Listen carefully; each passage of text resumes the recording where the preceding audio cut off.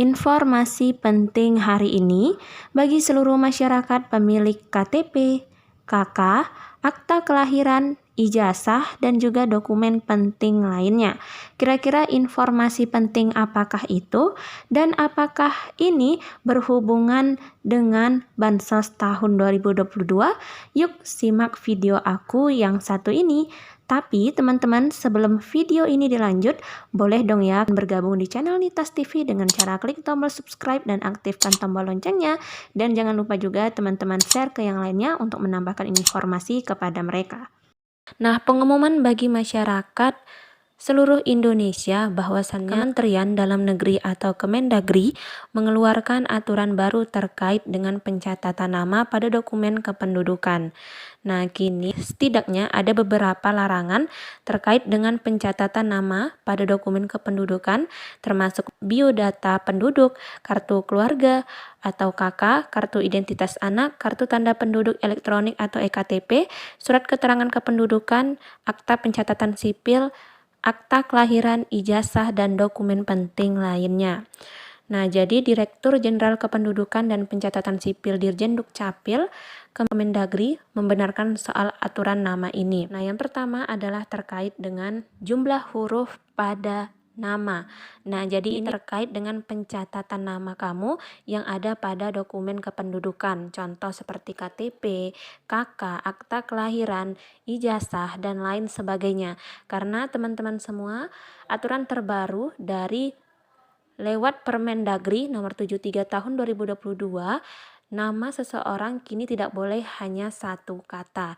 Nah, jadi teman-teman semua, di tahun 2022 ini dan selanjutnya, bahwasannya pencatatan nama pada dokumen teman-teman semua tidak boleh hanya satu kata, berarti minimal 2 kata. Nah, yang selanjutnya, informasi yang selanjutnya terkait dengan pencatatan nama juga teman-teman, yaitu jumlah huruf paling banyak 60 huruf termasuk spasi, dan jumlah kata paling sedikit 2 kata. Nah, ini bunyi aturan ayat 2 pasal 4. Nah, jadi teman-teman semua silahkan dicek nama masing-masing karena ini maksimal teman-teman semua memiliki 60 huruf dalam satu nama tersebut terhitung spasi, dan paling sedikit teman-teman memiliki 2 kata dalam nama yang ada pada dokumen teman-teman semua. Dokumen ini termasuk apa? Termasuk KTP ya guys, KK, kartu identitas anak, surat keterangan akta pencatatan sipil, akta kelahiran, ijazah, dan nama dokumen-dokumen penting lainnya. Nah, selanjutnya teman-teman, terkait dengan larangan pencatatan nama ilustrasi KTP. Nah, merujuk pada Permendagri nomor 73 tahun 2022, larangan pencatatan nama pada dokumen kependudukan terdapat pada pasal 5 ayat 3. Nah, yang pertama, nama teman-teman semua tidak boleh disingkat kecuali tidak diartikan lain. Nah, contohnya seperti apa teman-teman? Contohnya seperti Muhammad disingkat menjadi Muh, atau Abdul yang disingkat menjadi ABD di dokumen kependudukan. Nah, ini tidak boleh teman-teman. Jadi aturan terbaru bahwasannya nama teman-teman yang ada di dokumen kependudukan atau KTP tidak boleh disingkat. Dan aturan selanjutnya yaitu nama tidak boleh menggunakan angka dan tanda baca. Jadi artinya nama yang tercatat harus berupa Latin tanpa tanda baca, misalnya tanda ataupun simbol apostrof. Nah, selanjutnya adalah teman-teman, masyarakat juga tidak diperbolehkan mencantumkan gelar pendidikan atau gelar keagamaan pada akta pencatatan sipil.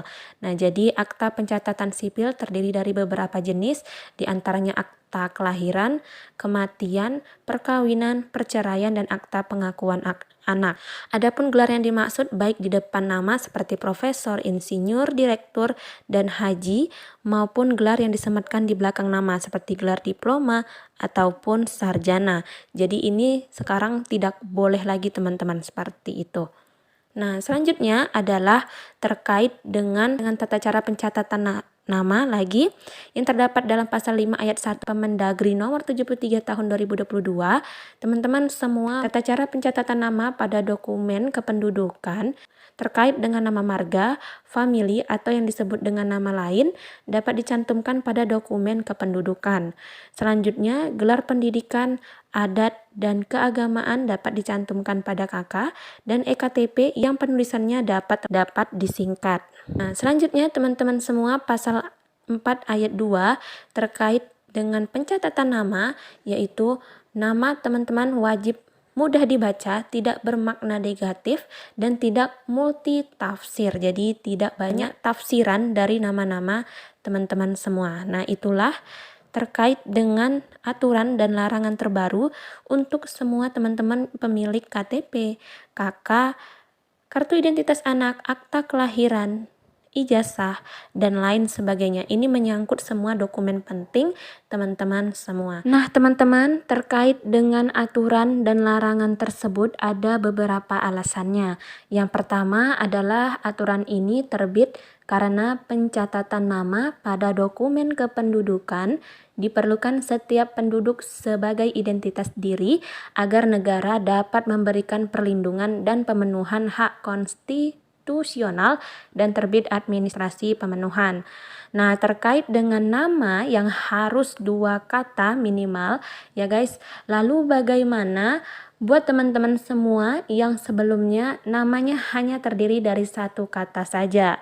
Nah, ini ucap Bapak Kementerian Dalam Negeri ya guys, bahwasannya untuk teman-teman semua yang memiliki nama dengan 1 kata yang telah tercatat sebelum diundangkannya Permendagri nomor 73 tahun 2022 masih tetap berlaku. Jadi teman-teman nggak masalah buat kalian yang namanya hanya 1 kata aja. Nah, terkait alasan kenapa nama minimal 2 kata atau lebih, yaitu kata Bapak Judan bahwasannya lebih awal memikirkan atau mengedepankan masa depan anak.